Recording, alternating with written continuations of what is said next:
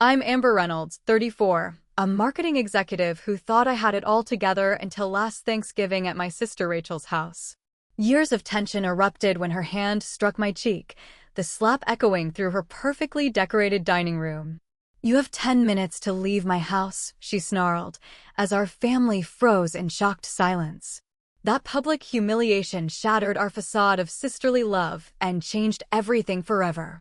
Before I share what happened next, let me know where you're watching from in the comments, hit that like button, and subscribe to join me on this journey of betrayal, heartbreak, and unexpected healing. Growing up in our middle-class neighborhood in Boston shaped both Rachel and me in ways I'm only now beginning to understand. Our parents valued achievement above all else, including emotional connections. Report cards weren't just academic assessments, they were the currency of our household. A's earned praise and privileges, while anything less triggered disappointed sighs and extra study hours.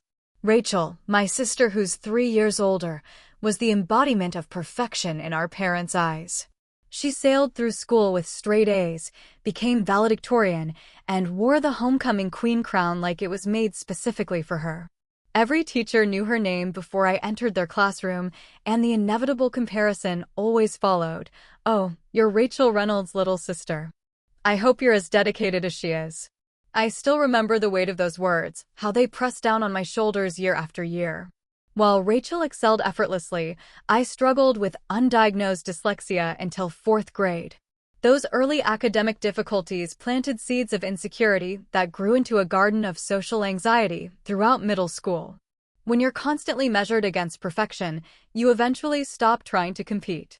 Our father never tried to hide his preference. "Why can't you be more like your sister?" became the soundtrack of my childhood. When Rachel brought home perfect test scores, Dad would take her out for ice cream. My B's and occasional A's barely registered a nod. Mom tried to balance the scales, spending extra time helping with my homework and celebrating my small victories, but even she couldn't resist Rachel's gravitational pull of achievement. One incident from 6th grade still burns in my memory. I had spent weeks working on an art project for the school's annual competition, a mixed media collage about environmental conservation. Art was the one area where I outshined Rachel, my safe haven of self-expression. The night before submission, Rachel had stayed up late, helping me with final touches. When the winners were announced, my project took first place, but somehow Rachel's name was on the certificate. She had changed the name card when I wasn't looking. When I confronted her in tears, she convinced our parents I was being jealous and ungrateful for her help.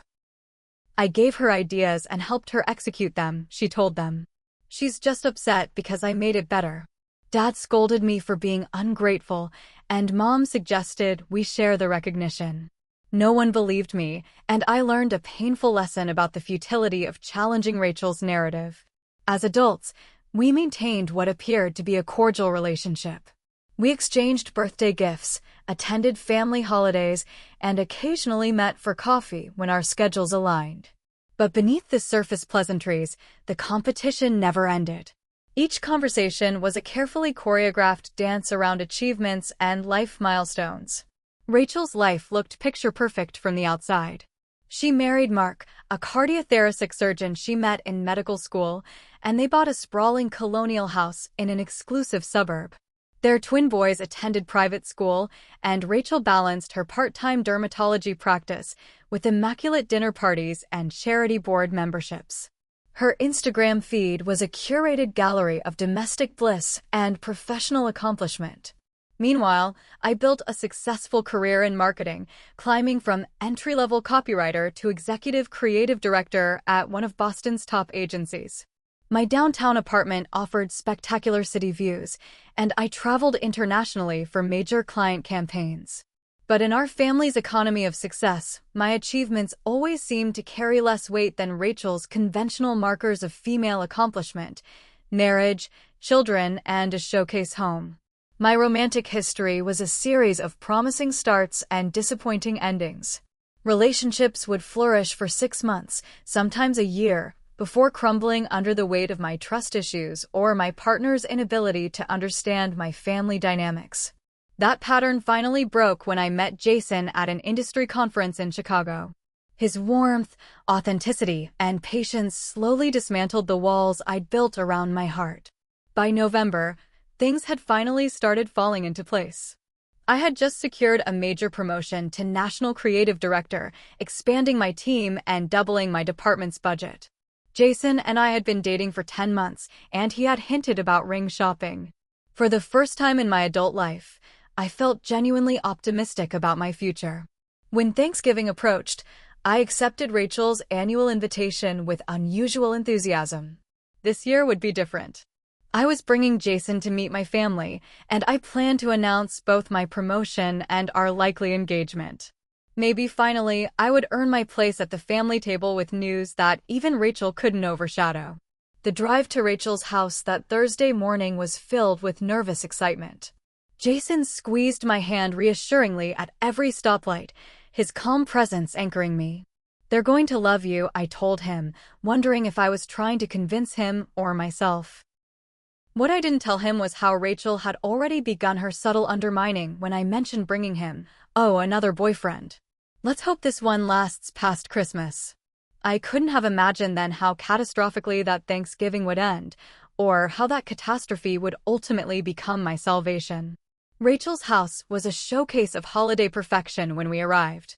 A harvest wreath adorned the glossy black door, and the entryway was lined with tasteful arrangements of white pumpkins and eucalyptus.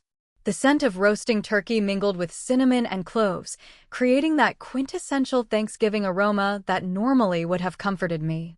But the moment Rachel opened the door, perfectly coiffed in a burgundy cashmere sweater dress, I felt the familiar tightening in my chest. "Amber, you made it." Rachel's voice carried the practiced enthusiasm of a hostess greeting acquaintances rather than family. Her eyes quickly assessed my outfit, a navy silk blouse and tailored slacks I'd splurged on for the occasion. "Still dressing for the office on holidays? How dedicated." Before I could respond, her attention shifted entirely to Jason, her demeanor transforming. "And you must be Jason," she purred, placing her hand on his arm longer than necessary during their handshake. "Amber's told us almost nothing about you, so you'll have to fill in all the blanks yourself." The subtle dig wasn't lost on me, but Jason just smiled politely, complimenting her home as we stepped inside. My parents were already there, my father nursing his traditional pre-dinner scotch in the living room while my mother fussed about in the kitchen alongside Rachel's housekeeper, who was doing the actual cooking despite Rachel's claims of spending days preparing everything from scratch. "There's my Amber," Mom said, wiping her hands on a kitchen towel to give me a quick hug. Her eyes lit up at the sight of Jason, and she immediately began the gentle interrogation that mothers specialize in. Dad's greeting was predictably lackluster, a nod from his armchair and a cursory handshake for Jason before launching into questions about his career and education. I noticed how Dad's interest visibly increased when Jason mentioned his MBA from Wharton.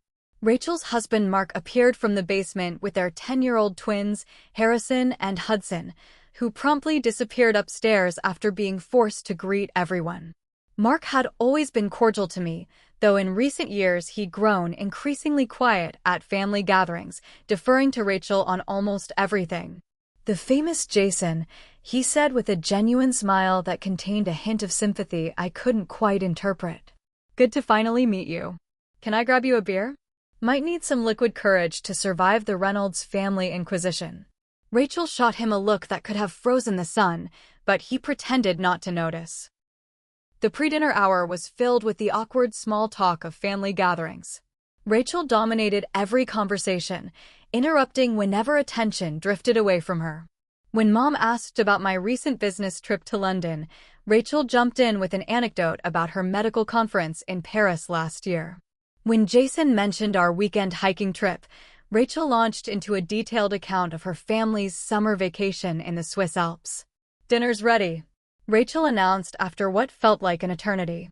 We moved to the dining room, where the table could have been photographed for a lifestyle magazine, bone china, crystal glasses, and an elaborate centerpiece of fall foliage and candles. Name cards dictated our seating, and I noticed immediately that Jason and I had been separated, with him placed between Rachel and my mother, while I sat between Mark and my father at the opposite end. The strategic seating arrangement gave Rachel unfettered access to Jason throughout dinner. She leaned close when he spoke, laughed too enthusiastically at his jokes, and kept touching his arm for emphasis during her own stories. My attempts to join their conversations from across the table made me feel like I was shouting across a canyon. So, Amber, Rachel tells us the marketing industry is facing some cutbacks, my father commented as we started on the main course. Risky career choice these days, isn't it? Actually, Dad, my agency is expanding, I replied, sensing an opportunity to share my news. In fact, I was going to wait until dessert, but Oh, before I forget, Rachel interrupted, Mark and I are redoing the kitchen this spring. We're flying in Italian marble for the countertops. Mom, it's the same stone you admired in that magazine last month. My mother immediately took the bait, asking questions about the renovation while my news hung unspoken in the air. Jason caught my eye across the table and gave me an encouraging smile. The dinner progressed with Rachel orchestrating the conversation, skillfully preventing me from steering it toward my promotion or relationship milestone. When my father raised his glass for a toast, I felt a renewed surge of hope that quickly deflated with his words, to another beautiful Thanksgiving in Rachel and Mark's lovely home. Rachel, honey, you've outdone yourself again. The perfect hostess, just like you do everything perfectly. I stared at my plate, pushing around sweet potatoes as Dad continued extolling Rachel's virtues. Jason's foot gently nudged mine under the table, and when I looked up, his expression said what words couldn't. I see what's happening here, and I'm on your side. As Rachel began serving her famous pumpkin cheesecake, I decided it was now or never. I gently tapped my fork against my water glass, drawing everyone's attention. I actually have some news I'd like to share, I said, my voice steadier than I felt. Last week, I was promoted to National Creative Director, overseeing all creative output for our North American clients. It's a huge opportunity, and it comes with a significant team expansion and budget increase. A moment of surprised silence followed before my mother broke into a genuine smile. Amber, that's wonderful news. Congratulations. That's my little marketing guru, Dad said with a nod that felt more obligatory than proud. Rachel's face tightened almost imperceptibly before she arranged it into a smile that didn't reach her eyes. Congrats, sis. More responsibility means more hours, though. Hope you can still make time for a personal life. The subtle dig gave me the perfect opening. Actually, that's the other part of my news. Jason and I have been talking about our future together, and things are getting serious. I reached across the table toward Jason, who took my hand with a warm smile. We haven't made anything official yet, Jason added, but I think it's safe to say we're heading in that direction. The flash of displeasure that crossed Rachel's face was unmistakable this time. She quickly recovered, but not before I caught the look she exchanged with our father, a mix of annoyance and something else I couldn't quite identify. Well, isn't that nice, she said flatly. Though I always think it's better to wait until things are actually official before making announcements. Wouldn't want to jinx anything. The room temperature seemed to drop several degrees. As conversation awkwardly resumed, Rachel stood to refill wine glasses. When she reached me, her hand slipped, sending a cascade of deep red Cabernet down the front of my silk blouse. Oh my goodness, I'm so clumsy, she exclaimed with exaggerated dismay. Amber, you should go rinse that out immediately before it sets. There's stain remover under the guest bathroom sink. I excused myself, catching Jason's concerned glance as I left. In the bathroom, as I dabbed futilely at the spreading stain, I stared at my reflection. The woman looking back at me appeared tired of pretending, tired of being diminished. Years of swallowed responses and forced smiles had built up like sediment, hardening into a resolve I hadn't recognized until that moment. When I returned to the table, conversation had moved on to Rachel's plans to chair the hospital charity gala. I sat silently through dessert, the wine stain prominent against my navy blouse, until Rachel began describing how she'd rescued my presentation when we both spoke at a career day at her son's school last month. Amber was so nervous, her slides were out of order. If I hadn't stepped in to help her reorganize, it would have been a disaster, she said with a laugh, though nothing of the sort had happened. Something inside me finally snapped. That's not what happened, Rachel, and you know it. You deliberately changed the order of my presentation while I was in the restroom, and then pretended to help me fix your sabotage. The table fell silent. Rachel's face registered shock at my unprecedented challenge. You've been doing this our entire lives, I continued, my voice surprisingly calm. From taking credit for my art project in 6th grade to undermining me at every family gathering. Tonight you've interrupted me, separated me from my boyfriend so you could flirt with him, deliberately spilled wine on my blouse, and now you're lying about a professional event to make me look incompetent. Rachel's face flushed crimson. How dare you accuse me of such things? I've done nothing but support you your entire life. Mom, Dad, are you hearing this ingratitude? Ingratitude? I echoed in disbelief. For what exactly? For living in your shadow? For watching Dad praise everything you do while barely acknowledging my existence? For enduring your constant undermining and manipulation? The twins had long since been excused from the table, which was the only mercy in that moment. Mark stared intently at his plate while my parents exchanged uncomfortable glances. I think you're overreacting, my father began, but I cut him off. No, Dad. For once, I'm finally reacting appropriately after years of pretending everything was fine. Rachel stood up, her chair scraping loudly against the hardwood floor. This is outrageous. I invite you into my home, prepare this beautiful meal, and this is how you repay me? With wild accusations and drama. The meal your housekeeper prepared, you mean? I corrected. Let's at least be honest about that. I didn't see it coming. Rachel's hand connected with my cheek in a slap that echoed through the dining room. The sting spread across my face as everyone froze in shock. You have 10 minutes to leave my house, she hissed, her voice trembling with rage. Get out and don't come back until you're ready to apologize for this disgraceful behavior. I touched my burning cheek, looking around the table. Mom's hand covered her mouth in horror. Dad looked thunderstruck. Mark stared at his wife, as if seeing her for the first time. And Jason. Jason's expression of confused disbelief would have been comical in any other circumstance. In that crystallizing moment, with my cheek stinging and my family in stunned silence, I realized this Thanksgiving had indeed changed everything, just not in the way I had hoped. The drive home from Rachel's house passed in a blur of streetlights and silent tears. Jason navigated the late-night traffic while I stared out the passenger window, my cheek still burning from Rachel's slap. Neither of us spoke for the first 20 minutes. The only sound was the occasional ping of my phone receiving texts I couldn't bear to read. Are you okay? Jason finally asked, his voice gentle in the darkness of the car. No, I answered honestly. I'm not. What could I possibly say to explain the lifetime of complicated dynamics that had led to this moment? How could I help him understand that tonight wasn't an isolated incident, but the inevitable explosion after decades of pressure? She's never hit me before, I said quietly. Undermined me, yes. Sabotaged me, absolutely. But never anything physical. As we drove, memories of Rachel's previous acts of sabotage flooded back with painful clarity. There was my high school graduation party, where she'd accidentally sent half the guests to the wrong address. The time she'd introduced me to her eligible doctor friend, having already told him I was emotionally unstable after my last breakup. The job recommendation letter she'd offered to write, which I later discovered had subtly suggested I worked better under close supervision. Each incident had been carefully orchestrated to maintain plausible deniability. If I objected, I was being too sensitive or misinterpreting her intentions. Tonight had stripped away that pretense, exposing the truth in a red handprint across my face. When we finally reached my apartment, the emotional dam broke.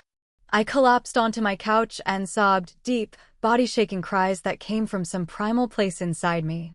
Jason sat beside me, his arm around my shoulders, saying nothing but offering the comfort of his presence. I'm so sorry you had to see that, I managed between sobs. That's not how I wanted you to meet my family. Don't apologize, he said firmly. None of that was your fault. As my tears subsided, I checked my phone. 3 missed calls from my mother, 2 from my father, and a string of text messages from Rachel. I hope you're happy about ruining Thanksgiving. You've always been jealous of me, but this was a new low.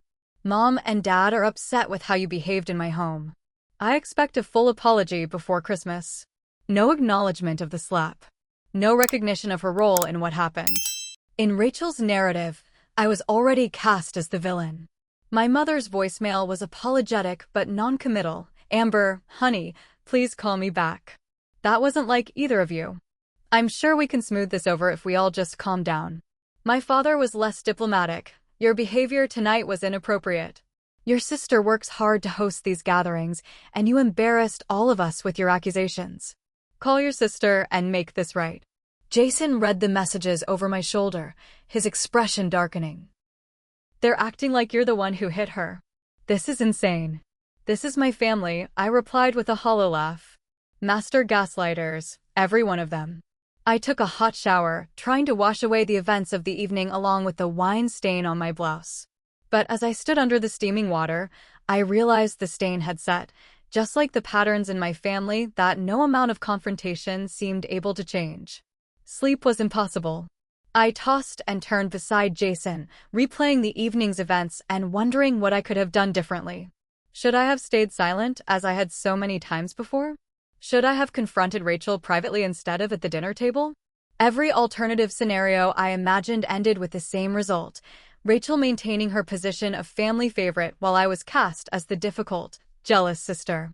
Morning brought no clarity, only the dull headache of a sleepless night and emotional exhaustion.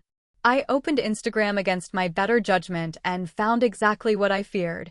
Rachel had already posted a beautifully filtered family photo from earlier in the evening with the caption, "Grateful for those who bring love and joy to our holidays." Sadly, sometimes even family can bring negativity instead of gratitude. Choose positivity always. #blessed, #family first, #Thanksgiving. The comments were filled with sympathetic responses and vague supportive statements from people who had no idea what had actually transpired. Several relatives had already chimed in with heart emojis and "Love you, Rachel" comments. The narrative was being established and controlled, as always. Jason found me staring at my phone, tears sliding down my cheeks again. "Hey," he said, gently taking the phone from my hands. "Maybe it's time for a break from family communication for a while." "They'll see that as proof I'm in the wrong," I argued. "If I don't defend myself, Rachel's version becomes the official family history. And if you do defend yourself right now, when everyone's emotions are raw, will they actually listen?" he countered. Sometimes stepping back isn't admitting defeat, it's just giving yourself space to heal. His words made sense, but the thought of allowing Rachel's narrative to stand unchallenged made my stomach twist. Still, what choice did I have? Already my cousins were texting to ask what had happened, clearly having heard Rachel's side first. "I think I need to go into the office," I said, desperate for something normal, something that was mine. "I have that presentation to finish anyway." Jason looked concerned. "It's the day after Thanksgiving. Will anyone even be there?" "Exactly," I replied. Peace and quiet to work without thinking about all this. The empty office was a sanctuary of sorts. I immersed myself in work, losing track of time until my desk phone rang, startling me. It was my mother. "Amber, we need to talk about what happened," she began without preamble. "Your father and I think you owe Rachel an apology." The familiar pressure to maintain family peace at my own expense rose in my chest. "Mom, she slapped me in front of everyone. How am I the one who needs to apologize?" "You provoked her with those accusations," Mom replied, her voice taking on the placating tone she'd used throughout my childhood when mediating between Rachel and me. "You know your sister has been under tremendous pressure with the boys' school issues and her charity commitments. So that justifies hitting me?" I asked incredulously. "Of course not, but families forgive each other. That's what we do." The subtext was clear. Forgiveness in my family flowed in one direction only, from me to them, never the reverse. "I need some time, Mom," I said finally. "I can't just pretend this didn't happen." "Don't wait too long," she warned. "Christmas is coming up, and your sister is already talking about not inviting you if this isn't resolved." After hanging up, I sat in my silent office, the weight of family expectations pressing down on me. The promotion I'd been so excited to announce seemed hollow now, overshadowed by the family drama that always seemed to consume everything in its path. When I returned home that evening, Jason was waiting with takeout food and a concerned expression. "I think we need to talk," he said gently, and my heart sank. I'd been so caught up in my family crisis that I hadn't considered how it might affect our relationship. "This is a lot, Amber," he continued as we sat at my kitchen counter. "I care about you deeply, but what I saw last night, the way your family treats you, it's troubling. And your sister's behavior toward me was inappropriate on multiple levels." "I'm sorry," I whispered, feeling the familiar shame of apologizing for my family's actions. "No, don't apologize. That's not what I'm asking for," Jason said, taking my hand. "I just need to understand what we're dealing with here. Is this normal for them? Is this what every holiday will be like?" The question hung in the air between us, forcing me to confront a reality I'd been avoiding. This was indeed my normal, and without significant changes, it would continue to affect every relationship in my life. "I don't know how to fix this," I admitted. "I've been trying my entire life." Jason squeezed my hand. "Maybe it's not yours to fix. Maybe it's just yours to survive, with healthy boundaries." That night, as we lay in bed, I wondered if the family patterns I'd accepted as inevitable might actually be optional, and if the price of breaking free might be worth paying after all. 1 week after Thanksgiving, what had begun as a family dinner confrontation had metastasized into something far more damaging. Rachel wasn't content to keep the conflict within family circles. She had launched what felt like a calculated campaign to discredit me on multiple fronts. It started with mutual friends sending me screenshots of Rachel's cryptic social media posts alluding to toxic family members and setting boundaries with those who bring only negativity into your life. While she never mentioned me by name, the timing and context made it clear who she was referring to. Then came the concerned text from my cousin Melissa. "Just had coffee with Rachel. She told me about your episode at Thanksgiving. Are you getting help for your anger issues? You know I'm here if you need to talk." Anger issues? I stared at the message in disbelief. Rachel was actively rewriting history, casting me as emotionally unstable while positioning herself as the concerned, long-suffering sister. The final blow came when my father called Tuesday evening, his voice grave. "Amber, we need to discuss your behavior. Your mother and I have been talking, and we're both deeply disappointed in how you've handled this situation." "My behavior?" I echoed, incredulous. "Dad," Rachel slapped me across the face in front of everyone. "How is this about my behavior?" "You provoked her with unfounded accusations," he replied, his tone suggesting he was explaining something obvious. "Rachel has always supported you, despite your challenges. To accuse her of sabotage is simply unacceptable." "Dad, these aren't unfounded accusations. They're things that actually happened," I insisted, feeling the familiar frustration of trying to make him see what was right in front of him. "Your sister has a demanding career, 2 children, and numerous community responsibilities, yet she still makes time to host family gatherings and support charitable causes," he continued as if I hadn't spoken. "What she doesn't need is her younger sister creating drama out of jealousy." The word hit like another slap. "Jealousy? Is that what you think this is about?" "Isn't it?" he challenged. "Rachel has built a successful life for herself. A respected career, a beautiful family, a lovely home. It's natural to feel some envy, but lashing out publicly is beneath you, Amber." I ended the call shortly after, my hands shaking with anger and hurt. In my father's eyes, Rachel would always be the golden child, her narrative automatically accepted as truth while mine was dismissed as the bitter inventions of a jealous sister. The next morning brought a new complication. As I settled at my desk at work, I noticed several colleagues exchanging glances when I walked by. My assistant, Zoe, finally pulled me aside. I thought you should know," she whispered. "There's a post making the rounds from your sister about family drama over Thanksgiving. She didn't name you, but she tagged you in a photo from years ago in the comments, so everyone knows who she's talking about." My stomach dropped. What exactly did she say?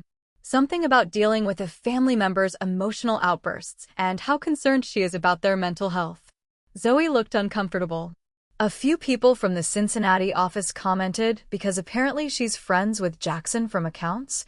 Jackson was one of the executives I'd be presenting to next week for the new campaign launch. The realization that Rachel was potentially undermining my professional reputation sent a chill through me. I closed my office door and searched for the post. There it was, a lengthy paragraph about watching someone you love struggle with emotional regulation and how family gatherings can trigger those with unresolved traumas. She had indeed tagged an old photo of us in the comments when someone asked who she was referring to. While I was still processing this betrayal, my phone rang. It was Jason. "Hey," he said, his voice oddly formal. "Do you have a minute to talk?" Something in his tone set off alarm bells. "Of course. What's up?" "I just got a very strange email from your sister," he replied. "She said she's concerned about our relationship and thinks I should know about your history of emotional volatility before things get more serious between us." The floor seemed to drop from beneath me. "She did what?" "There's more," Jason continued. "She mentioned that you've had concerning episodes in the past and that your family has tried to get you help but you've refused. She even offered to recommend a therapist." "Jason, none of that is true," I said, my voice trembling. "This is exactly what I was trying to explain about how she operates. She's trying to sabotage us." The silence on the other end lasted a beat too long.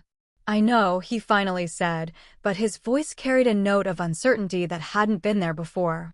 That evening, I called Rachel directly, determined to confront her about crossing this line. She answered on the third ring, her voice syrupy sweet. "Amber, I was just thinking about you. Have you calmed down enough to discuss what happened?" "What the hell are you doing, Rachel?" I demanded, skipping the pretense. "Emailing my boyfriend? Posting thinly veiled accusations on social media where my colleagues can see them? Are you trying to destroy my entire life?" "I have no idea what you're talking about," she replied, her tone shifting to icy. "I'm simply processing a traumatic family event in my own way. If you see yourself in my posts about toxic behavior, perhaps that's something for you to reflect on." "Stop gaslighting me," I said, surprised by the steadiness in my voice. "We both know exactly what you're doing." "You know, this kind of paranoia is exactly what concerns me," Rachel said with exaggerated concern. "First the delusional accusations at Thanksgiving, now this. Mom and Dad are right to be worried about your mental state. Stay away from Jason, stay away from my workplace, and stop spreading lies about me," I said firmly. "Or what?" Rachel's voice turned challenging. "You'll have another meltdown? Make more wild accusations?" "No one believed you at Thanksgiving, Amber. No one will believe you now." The call ended with Rachel's final threat: "If you don't apologize before Christmas, don't expect to be included in the family celebration." Dad agrees with me on this. As December progressed, the pressure intensified. My mother called daily with updates on Rachel's generous willingness to forgive if only I would take the first step toward reconciliation. Extended family members reached out with well-meaning but misguided advice about the importance of family harmony during the holidays. Meanwhile, a subtle shift was occurring in my relationship with Jason. He became increasingly quiet when family topics arose, and I noticed him watching me carefully during minor disagreements, as if looking for signs of the emotional volatility Rachel had warned him about. 2 weeks before Christmas, he finally said what I'd been dreading. "I care about you deeply, Amber, but I don't think I can handle the level of family drama that comes with this relationship. It's affecting my work, my peace of mind, everything." "You're breaking up with me because of my sister?" I asked, feeling a surge of anger that Rachel had once again managed to take something precious from me. "Not because of your sister," he clarified, looking pained. "Because this entire dynamic is toxic, and I don't see it changing. You're caught in this terrible cycle with your family, and it's pulling you under. I can't watch that happen and get pulled under with you." After Jason left, I sat alone in my apartment, staring at the Christmas tree we had decorated together just a week earlier. The lights blurred through my tears, and I felt a crushing sense of defeat. Rachel had won again, just as she always did. The professional consequences soon followed. During the Cincinnati presentation, I noticed Jackson watching me with barely concealed skepticism, questioning aspects of the campaign that would normally have been approved without comment. Later, I overheard him mention to another executive, "I don't know, I've heard she can be unstable under pressure." When the project leads were announced the following week, My name was conspicuously absent despite my seniority and role in developing the campaign concept. My boss explained it as giving others a chance to lead, but the timing was too coincidental to ignore. As Christmas approached, the family pressure reached a crescendo. My father called with an ultimatum. Your mother is heartbroken about this rift. If you want to be part of this family, you need to make things right with your sister before Christmas Eve. I scrolled through Instagram that night, masochistically viewing Rachel's latest posts, her perfectly decorated home, the twins in matching holiday sweaters, her husband dutifully carrying gift bags from expensive boutiques. The caption read, "Family is everything during the holidays." Wishing peace and healing to those who struggle with the season's focus on forgiveness and love. Dozens of comments praised her grace and compassion while offering sympathy for her unspecified family troubles. The carefully crafted narrative portrayed her as the magnanimous victim, extending olive branches that I was presumably too bitter and troubled to accept. I spent Christmas Eve alone in my apartment, having declined my parents' invitation that came with the condition that I first apologized to Rachel. Instead of family dinner, I ordered Chinese takeout and watched old movies, my phone silenced to avoid the guilt-inducing texts that had been arriving since morning. When I finally checked my messages before bed, I found exactly what I expected. Photos from Rachel's house showing my family gathered around her dining table, conspicuously missing only me. My mother had texted, "We missed you tonight. It's not too late to make things right." My father hadn't messaged at all. The final breaking point came after New Year's when I discovered Rachel had sent an email to my entire contact list, colleagues, friends, even clients whose information she'd somehow obtained. The message expressed her deep concern about my troubling behavior and suggested that recipients should approach with caution until I received the help I clearly need. Several clients called my boss directly with concerns, and friends I'd known for years began treating me with the wary consideration reserved for the potentially unstable. The professional reputation I'd built over a decade was being systematically dismantled by my own sister, all under the guise of concern. That night, sitting on my bathroom floor, I reached the darkest point of my life. The weight of lifelong gaslighting, the strategic isolation from my support systems, and the public humiliation had left me questioning everything, including my own perceptions of reality. Was I the problem? Had I imagined or exaggerated Rachel's behavior over the years? Was there something fundamentally wrong with me that made me unlovable to my own family? In that moment of complete despair, I couldn't see any way forward. Rachel had won the ultimate victory. She had made me doubt my own truth.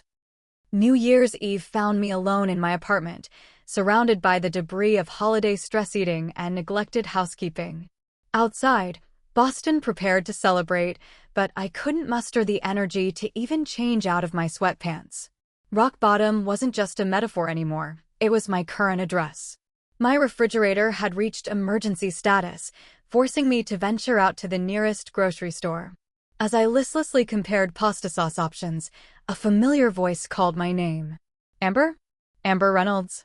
I turned to see Stephanie Chin, my college roommate who had moved to Seattle after graduation. We had lost touch over the years, our friendship another casualty of my habit of compartmentalizing my life to minimize Rachel's interference. Steph, what are you doing in Boston? I managed, suddenly conscious of my unwashed hair and rumpled appearance. Visiting my parents for the holidays, she explained, her smile fading as she studied my face. Are you okay? You look like complete garbage? I supplied with a hollow laugh. Yeah, it's been a rough month. Something in my tone must have triggered her concern because she abandoned her shopping cart and linked her arm through mine. Let's get coffee. Right now. At the cafe next door, over steaming lattes, the story poured out of me. The Thanksgiving disaster, Rachel's campaign of destruction, Jason's departure, the professional fallout. Stephanie listened without interruption, her expression shifting from surprise to recognition to anger. This isn't new behavior for her, is it? She asked when I finally ran out of words. I shook my head. It's just more extreme this time. I remember now, Stephanie said slowly. Freshman year, when Rachel visited campus. She told that guy you liked, what was his name? Brian? That you had a boyfriend back home. I didn't know about that, I admitted, though it didn't surprise me. And junior year, when you were applying for that marketing internship, she called the company pretending to be from the registrar's office, saying there was an issue with your transcript. Stephanie frowned. I never connected the dots before, but there was always some drama when Rachel was involved. She's always been competitive, I said, defaulting to the family's standard explanation. Amber, that's not competition. That's sabotage. Stephanie leaned forward. What Rachel does goes way beyond sibling rivalry. She actively tries to undermine your happiness, your relationships, your career. Hearing someone else name the pattern I'd lived with for decades was strangely validating. For years, I'd been told I was overreacting, being too sensitive, or misinterpreting Rachel's helpful interventions. The thing is, Stephanie continued, Rachel was always weirdly obsessed with you. Remember how she'd call constantly during our study sessions? Or show up unannounced on weekends? She'd pump me for information about your classes, your friends, your dates. I thought she was just being nosy, I said. It was more than that. She was monitoring you. Stephanie took a sip of her coffee. And whenever you achieved something, making Dean's List, getting that fellowship, even just getting asked out by someone popular, she'd get this look. Like she was physically in pain. But Rachel has everything, I protested. The perfect career, husband, kids, house. What could she possibly be jealous of? Your freedom? Your creativity? The fact that you built your success on your own terms instead of following the script your parents laid out, Stephanie suggested. Or maybe she's just so used to being the golden child that she can't stand any attention going to you. As we talked, memories surfaced, incidents I dismissed or forgotten because they didn't fit the family narrative of Rachel as the perfect daughter and me as the difficult one. There was the time in high school when my art teacher had recommended me for a prestigious summer program, only for the acceptance letter to mysteriously disappear from the mail. Rachel had helpfully suggested I focus on SAT prep instead. Or the college graduation party where Rachel had announced her engagement during the toast my parents gave for my magna cum laude honors, effectively redirecting all attention for the remainder of the event. More recently, there was the company holiday party where Rachel had shown up uninvited as my surprise +1 and spent the evening networking with my superiors, casually mentioning my adorable insecurities about my work. Each incident, viewed in isolation, could be explained away. Together, they formed an unmistakable pattern of systematic undermining that had shaped my entire life. You need to talk to someone professional about this, Stephanie said gently. What you're describing sounds like long-term emotional abuse. The word abuse landed like a thunderclap.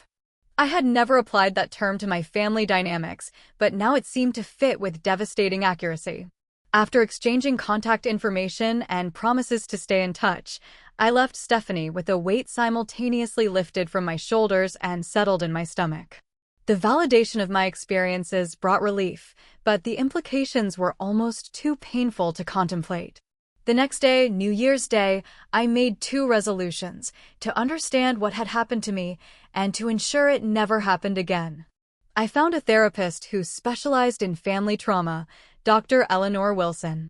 During our first session, I nervously recounted the Thanksgiving incident and its aftermath, still half expecting to be told I was overreacting. Instead, Dr. Wilson listened intently before saying, "What you're describing contains elements of gaslighting, scapegoating, and what we call flying monkey behavior, where family members are recruited to reinforce the abuser's narrative." But it's not like Rachel hits me regularly, I said, minimizing instinctively. It was just that one slap.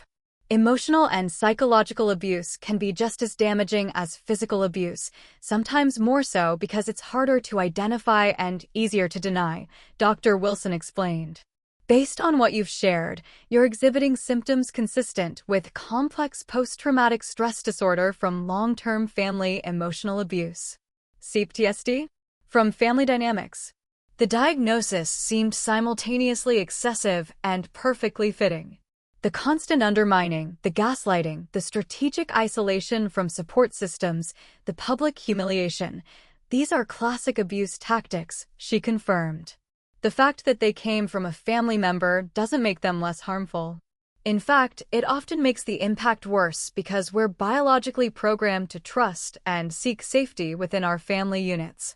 Over the following weeks, I dove into research on toxic family systems, narcissistic siblings, and the scapegoat golden child dynamic. Each article and book felt like finding puzzle pieces that finally made the picture of my life comprehensible. I joined an online support group for adult survivors of family estrangement, where I found others with eerily similar stories. Through their experiences, I began to see that Rachel's perfect life contained its own fractures and pressures. Performative success often masks deep insecurity, one group member wrote. The golden child pays a price too. They're only valued for their achievements and appearances, not their authentic selves. This perspective helped me view Rachel with something approaching compassion, though I remained firm in my need for boundaries. Her behavior wasn't excusable, but it was potentially explainable as the product of the same dysfunctional family system that had damaged me. Through therapy, I began the painful process of accepting that my parents had failed to protect me, had in fact enabled and sometimes participated in the dynamics that caused my suffering. Their investment in the family mythology of Rachel's perfection and my deficiency had blinded them to the harm being done. You can love your family while still acknowledging that they hurt you, Dr. Wilson advised. And you can forgive them, eventually, if you choose to, without returning to a relationship that continues to cause harm. In late January, a surprising ally emerged. Rachel's mother-in-law, Margaret, reached out via email. I saw what happened at Thanksgiving, and I've watched the aftermath with increasing concern. Rachel isn't telling the truth about what happened, and I can't stay silent anymore. Would you be willing to talk? Over coffee at a neutral location, Margaret revealed what I had long suspected but never confirmed. Rachel's perfect life was largely performance. Her marriage to Mark was strained by her controlling behavior. The twins were struggling in school, despite the curated social media posts suggesting otherwise. And her part-time medical practice was losing patients due to her erratic scheduling and dismissive attitude. Mark has been talking about separation, Margaret confided. He stayed through the holidays for the boys, but he's reached his limit. Rachel's behavior has become more extreme over the past year. Why are you telling me this? I asked, unsure whether to feel vindicated or manipulated. Because I've watched how she treats you for years, and I've said nothing, Margaret replied with genuine regret. Mark and I both saw what really happened at Thanksgiving. We know you weren't at fault, but we were too shocked to speak up in the moment. I'm sorry for that. This conversation, while painful, provided external validation that I wasn't crazy or delusional. Someone else had seen the truth and was willing to acknowledge it. As winter turned to spring, I focused on rebuilding my sense of self outside the distorting mirror of family perception. I blocked Rachel on all platforms, limited contact with my parents to brief, non-confrontational exchanges, and threw myself into both my therapy and my work. The emotional fog began to lift, allowing me to recognize the strengths and qualities I possessed that had nothing to do with Rachel's narrative about me. I wasn't unstable, oversensitive, or inadequate. I was resilient, creative, and capable of genuine connections unburdened by competition or manipulation. For the first time in my life, I began to see myself clearly, not as Rachel's less impressive sister or my parents' more difficult daughter, but as Amber Reynolds, a woman of worth and substance in my own right. This clarity brought with it a profound realization. I had spent decades trying to earn my family's approval and recognition, but what I truly needed was to approve and recognize myself. Spring brought a sense of renewal that went beyond the seasonal cliché.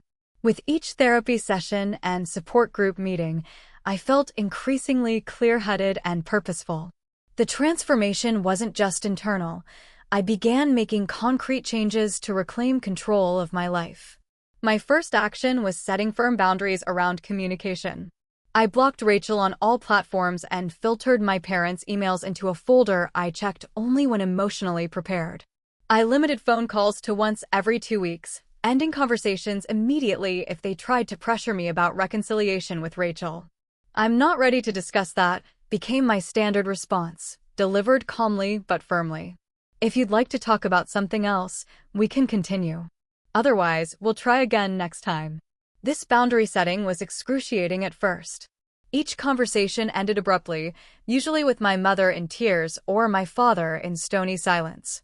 But gradually, they began to respect the new parameters, if only to maintain any contact with me at all. Alongside these boundaries, I found therapeutic value in journaling. I filled notebook after notebook with memories of childhood incidents, examining them through my new understanding of family dynamics. What had once seemed like isolated disappointments now revealed themselves as consistent patterns of favoritism and emotional neglect. I wrote about birthdays when my achievements were footnotes to Rachel's accomplishments. School events where my parents arrived late but never missed Rachel's performances. Family vacations where my preferences were routinely overruled in favor of Rachel's choices. The journaling wasn't about nurturing resentment, but about validating my experiences and grieving the childhood support I'd never received.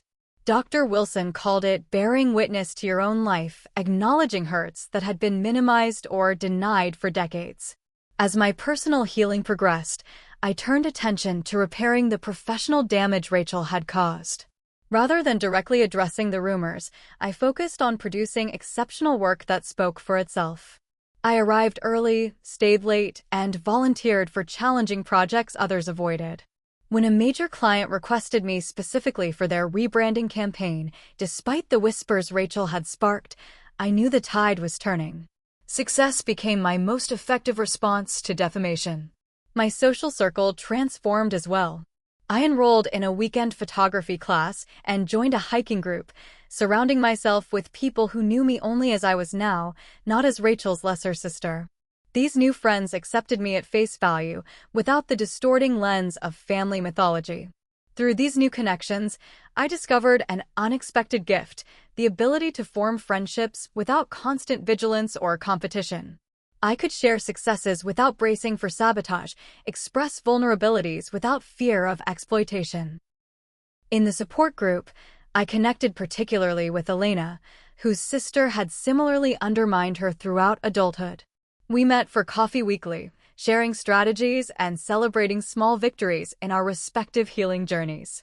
I ran into my sister's friend at the grocery store, Elena shared one afternoon. I felt that old panic rising, wondering what lies she'd heard, how I should defend myself. Then I realized I don't care anymore. Her opinion of me based on false information doesn't matter. I hadn't reached that level of detachment yet, but the possibility it existed gave me hope. 3 months after Thanksgiving, an unexpected email arrived from Margaret, Rachel's mother-in-law. Mark has moved out. The separation is still quiet, but I thought you should know. Rachel is not handling it well. Be prepared for potential escalation. The warning proved prescient. Within days, Rachel launched a fresh wave of attacks, contacting mutual acquaintances with increasingly desperate attempts to gather information about my life or spread new variations of her concerned sister narrative. This time, however, her efforts gained little traction. The friends who mattered had seen through the pattern, and those who still believed her were people I'd chosen to distance myself from anyway.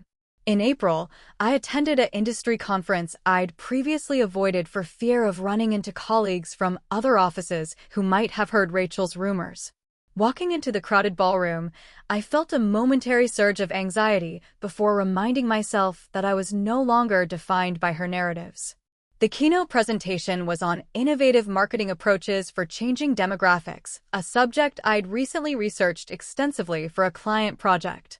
During the Q&A session, I found myself raising my hand to offer an insight about generational differences in response to authenticity-based campaigns. The speaker nodded enthusiastically. That's exactly the kind of nuanced understanding we need in this industry. Excellent point. Several attendees approached me afterward, exchanging business cards and invitations to connect. By the conference's final day, I'd been invited to join a panel at the next regional meeting and had scheduled coffee with 2 potential clients. Standing at the podium during my own presentation, looking out at the attentive faces of industry peers, I felt a surge of confidence that had nothing to do with external validation and everything to do with recognizing my own expertise and worth. The applause following my talk wasn't just gratifying professionally, it represented a personal victory over the insecurity Rachel had cultivated in me since childhood. 2 weeks later, my boss called me into her office. I entered cautiously, still conditioned to expect criticism or problems. "Simmons and Wheeler have approached us," she said without preamble. "They're looking for a new creative director for their West Coast division. Your name came up repeatedly during their conversations with industry contacts after the conference. They'd like to interview you." The opportunity was extraordinary: a significant promotion, higher salary, and chance to build a department according to my own vision. It was everything I'd worked toward professionally. It was also in Seattle, 3,000 miles from Boston, and the family dynamics that had constrained me for decades. "Would you be interested?" my boss asked, watching me carefully. "It would be a big loss for us, but an incredible opportunity for you." "Yes," I replied without hesitation. "I'm definitely interested." The interview process moved quickly. By early May, I had a formal offer that exceeded my expectations in terms of compensation, creative control, and growth potential. I signed the contract on a Tuesday and gave notice at my current firm the following morning. My parents reacted to news of my move with predictable dismay. "But you've always lived in Boston," my mother protested. "All your family is here." "This is an incredible career opportunity," I explained, without mentioning that the distance from all my family was a significant part of its appeal. "I suppose we'll see you even less now," my father said with a sigh that contained equal parts guilt trip and genuine regret. "We can video chat," I offered. Actually, having scheduled calls might make our communication more consistent. And more controlled, I thought, but didn't say. As I began packing my apartment, an unexpected text arrived from Jason. "Heard about your big move and promotion. Really happy for you. Any chance we could talk before you leave town?" We met at a cafe halfway between our apartments, the awkwardness of our last conversation hanging between us, initially before gradually dissolving into more comfortable reminiscence. "I owe you an apology," Jason said finally. "I let your sister's accusations influence how I saw you, despite evidence to the contrary. That wasn't fair." "You weren't entirely wrong about the toxic family dynamics," I acknowledged. "I was caught in a destructive pattern that affected everything, including our relationship." "Are you still caught in it?" he asked cautiously. "No," I said with certainty that surprised even me. "I'm not. I've done a lot of work to understand the dynamics and set boundaries. Moving to Seattle is part of that process." Jason nodded, his expression thoughtful. "So, Seattle, any chance you might want company for dinner occasionally? My company is opening a West Coast office. I'll be flying out there regularly starting in July." The invitation hung in the air between us, full of possibility but also complication. 6 months ago, I would have jumped at this second chance, desperate for the relationship to resume exactly where it had left off. Now, I recognized both the value of what we'd shared and the importance of my continued independence. "I'd like that," I said honestly. "But I need to focus on establishing myself in Seattle first. Building my new life on my terms before adding relationship dynamics back into the mix." Jason's smile held respect rather than disappointment. "I understand. Rain check, then. No pressure, no timeline." As May turned to June, I finalized the logistics of my cross-country move. I found a beautiful apartment in downtown Seattle with a view of Puget Sound, signed the lease virtually, and arranged for my belongings to be shipped. My last week in Boston was bittersweet. Farewell dinners with friends, a champagne send-off from colleagues, final therapy session with Dr. Wilson with plans to continue virtually until I found someone local. On my final night, standing in my empty apartment, I wrote one last entry in my journal. "Tomorrow I board a plane to my new life, one I've chosen deliberately rather than accepted by default. I'm not running away from Boston or my family. I'm moving toward my future on my own terms. The distance isn't about escape but about perspective. 3,000 miles isn't too far to maintain relationships worth keeping, but it's far enough to ensure those relationships must be intentional on both sides. No more obligation-driven Sunday dinners or holiday gatherings, endured rather than enjoyed. From now on, my time and presence are investments I'll make consciously, not concessions extracted through guilt or manipulation." I don't know if Rachel and I will ever have any kind of healthy relationship. I don't know if my parents will ever fully understand their role in our dysfunctional family system. What I do know is that my worth isn't dependent on their recognition of it. And that realization alone makes this new beginning possible. The next morning, as the plane lifted off from Logan International, I felt a weight lifting with it, the burden of expectations, comparisons, and narratives that had never truly belonged to me. Looking out at the receding Boston skyline, I said a silent goodbye not just to the city, but to the version of myself who had been defined by its limitations. Seattle awaited, and with it, the freedom to discover who Amber Reynolds might become when she was finally writing her own story.